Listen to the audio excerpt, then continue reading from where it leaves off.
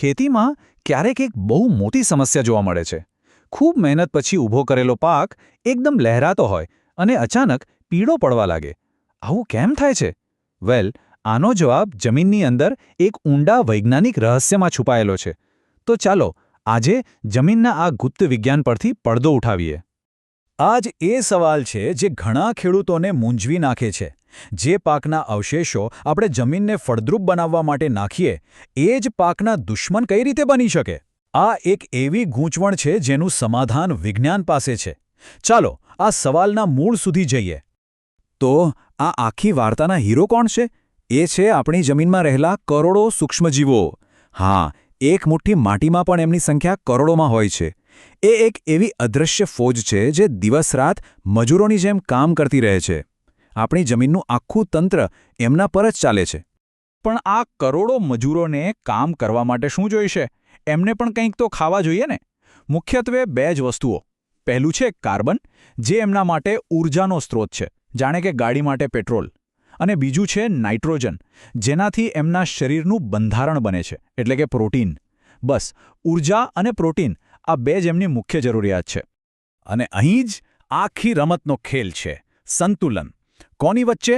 આ બે તત્વો, કાર્બન અને નાઇટ્રોજન વચ્ચે. જ્યારે આ બેલેન્સ પરફેક્ટ હોય ત્યારે જમીન સોના જેવી ઉપજ આપે છે.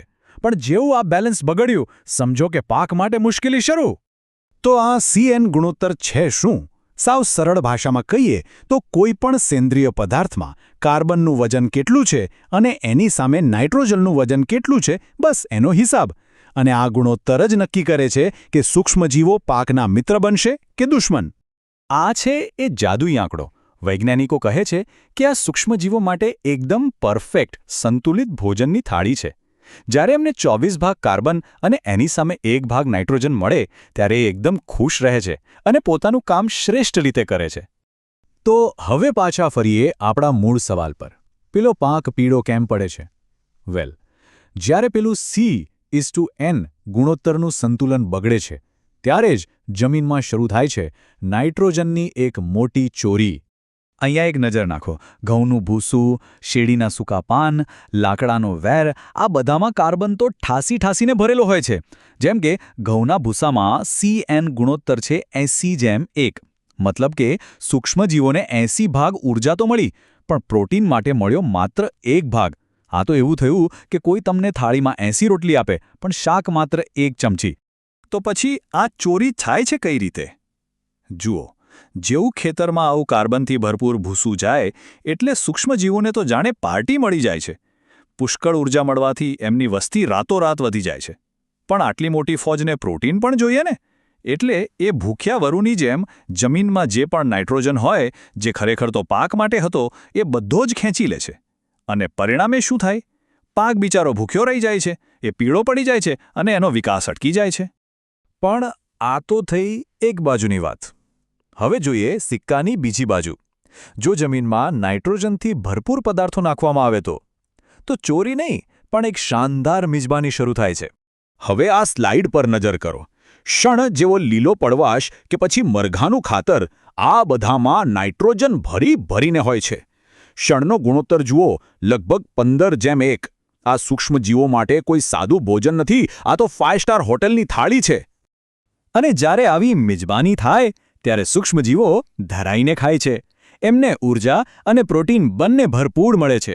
એટલું બધું કે એમની જરૂરિયાત પૂરી થયા પછી પણ ઘણો નાઇટ્રોજન બચી જાય છે.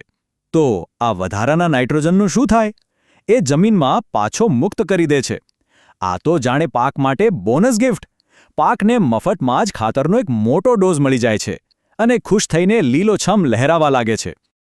તો અત્યાર સુધીમાં આપણે સમસ્યા અને એની પાછળનું વિજ્ઞાન સમજ્યા. પણ હવે સૌથી અગત્યની વાત, આ જ્ઞાનનો ઉપયોગ કરીને સફળતા કઈ રીતે મેળવવી? ચલો એના પ્રેક્ટિકલ ઉપાયો જોઈએ. તો પેલી નાઇટ્રોજનની ચોરીને રોકવાનો ઉપાય શું? ઉપાય એકદમ સ્માર્ટ અને સરળ છે.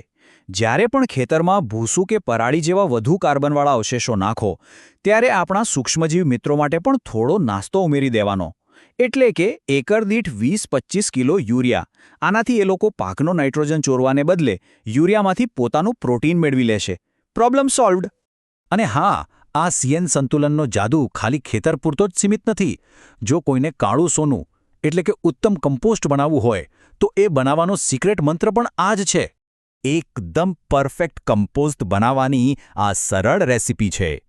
પહેલાં સૂકા પાંદડા, ડાળીઓ એટલે કે બ્રાઉન્સ, જેમાં કાર્બન વધુ હોય, એનો એક થર કરો. એની ઉપર લીલો કચરો, શાકભાજીના છોતરા, છાણ એટલે કે ગ્રીન્સ, જેમાં નાઇટ્રોજન વધુ હોય, એનો બીજો થર કરો. બસ આ રીતે થર ઉપર થર કરતા જાઓ અને લગભગ 30:1નો ગુણોત્તર જાળવો. પછી જુઓ કમાલ, માત્ર 2-3 મહિનામાં જ હાથમાં આવશે ચાની ભૂકી જેવો સુગંધીદાર અને શક્તિશાળી કાળું સોનું. તો આ બધી મહેનતનું પરિણામ શું? લાંબા ગાળે ફાયદા જ ફાયદા છે. જમીન જીવંત, પોચી અને ભરભરી બને છે. એની પાણી સંગ્રહ કરવાની શક્તિ વધી જાય છે. અળસિયા જેવા ખેડૂતના મિત્રોની સંખ્યા વધે છે. અને સૌથી મોટી વાત, ધીમે ધીમે રાસાયણિક ખાતરો પરનો ખર્ચ અને નિર્ભરતા ઘટતી જાય છે.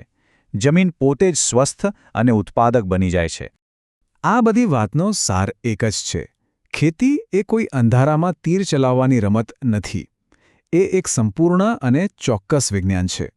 જમીનના આ મૂળભૂત નિયમો જેમ કે C:N ગુણોત્તર, એને સમજીને અને અપનાવીને કોઈ પણ પોતાની જમીનનું નસીબ બદલી શકે છે અને આવનારી પેઢીઓ માટે તેને જીવંત અને ફળદ્રુપ રાખી શકે છે.